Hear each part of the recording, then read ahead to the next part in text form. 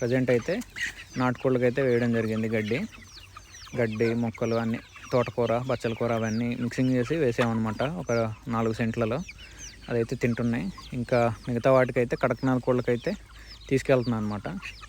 ప్రతి 2 డేస్కి ఒకసారి అయితే ఇట్లా అన్నీ ఆల్ మిక్స్డ్ గ్రాస్ అయితే ఇవ్వడం జరుగుతుంది మన కోళ్ళకి.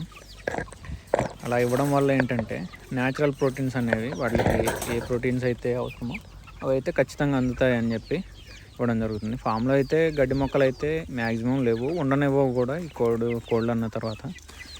ఇవ్వండి వాటి ఫీడ్ వచ్చేసింది, వాటికి తెలుసు. ఈవినింగ్ టైం అయితే స్నాక్స్ స్పెషల్గా వాటికి గ్రాస్ స్నాక్స్ అయితే ఉంటాయని తెలుసు. చూడండి వెయిట్ చేస్తున్నాయి వాటి కోసం. మీకు వచ్చేసే కదా తింటాయి చూడండి.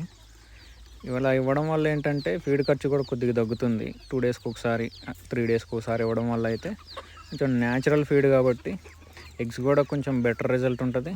హ్యాచింగ్ పర్సెంటేజ్ కూడా బాగుంటుంది, ప్రోటీన్ పర్సెంటేజ్ ఎక్కువ ఉంటుంది.